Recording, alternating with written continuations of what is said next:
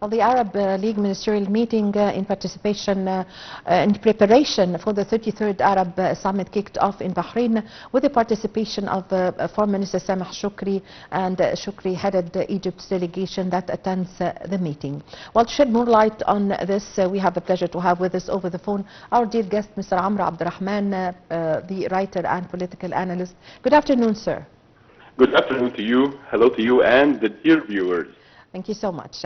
Mr. Rahman, the participation of President Abdel Fattah al-Sisi in the Arab Summit taking place in Manama, Bahrain, for the 33rd round of the Arab League Summit. How did you see the importance of the President's participation and keenness on unifying the Arab stance? Well, I always remember that each and every time we reach the moment of a new Arab summit being held for the years we have witnessed before, then we would say this is a crucial moment and a crucial time for such summit. But right now I feel it's the most crucial time and the most critical phase of time for the Arab Summit to be held in Bahrain for the 33rd time. It is a significant time, and this is a hard times we are going through as Arabs. We are witnessing a challenge of exist. By all means, I'm talking about a challenge of exist, not just some crisis or some war or some aggression. We are talking a battle of existence that we have to go through hand to hand, shoulder to shoulder. I remember here the invitation, the claim, the demand that Mr. President Abdel Fattah al-Sisi has adopted in the beginning of his presidency, that Arabs should have their own united Arabic force, united Arabic army, and of course led by Egypt. Goes without saying, as we are the strongest and the greatest army in the whole world, not just in the region. But right now we have demand to be met with the Arab presidents and princes and kings. We need that demand to be true in this moment, to protect our own land, to protect our own identity, to protect our own existence on this ground that we have lived for 10,000 years and more. What challenges the agenda of this summit have, and I'm sure that Mr. President Abdel Fattah al-Sisi is in the greater responsibility to lead that summit into the shore of success. The success that each and every Arabic citizen, yes, each and every member of this nation is waiting for. Yes. Yes, Mr. Abdurrahman, of course, the Arab Summit meeting comes in a very crucial time that all the Arabs need to be unified on one stance concerning the Gaza Strip, which is an issue high on the agenda of the summit this time. This is the 33rd round, and in Manama in Bahrain hosts the summit for the first time. But actually, it's one of the very important times for the hosting of the summit, because it comes in a very crucial time, of course, concerning the Gaza Strip. So what do we expect this time from the Arab League summit concerning the deteriorating situation that is taking place in Gaza Strip? Well, the last news we have found that there is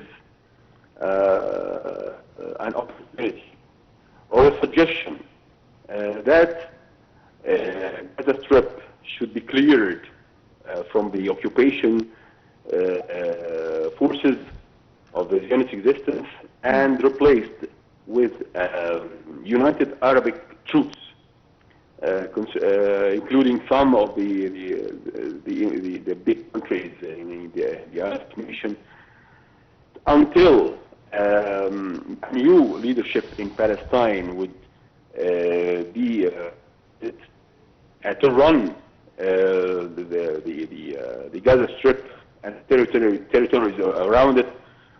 Well, of course, that suggestion needs to be discussed carefully, as well as other suggestions and narrow horizon for opportunities. We have narrow options to choose from, but we need to tackle on the unity of the Arabic situation, not to be divided, and making it clear that Egypt here, now and then and forever is the leader power of this nation.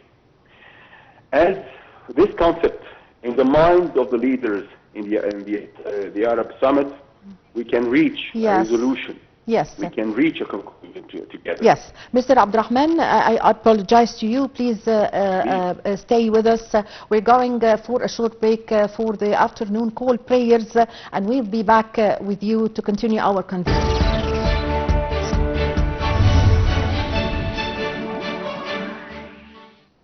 Welcome back, ladies and gentlemen. Now we resume our conversation and interview with Mr. Amr Abdurrahman, the writer and political analyst. Mr. Abdurrahman, we were speaking before the break about the meeting of the Arab League this time is going, of course, will be high on the agenda, the Gaza Strip deteriorating situation.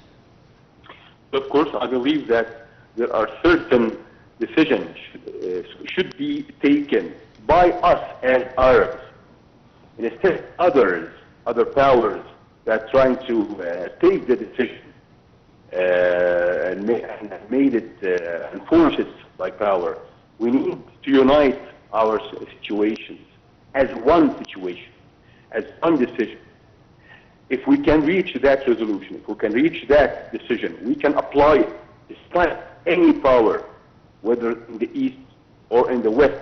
We are witnessing the greed of the East and the West both in our own fortunes, our own treasures, our own lands, our own identity. And we should stand together for once. Let the leaders listen to Mr. President when he's talking about the United Arabic Army.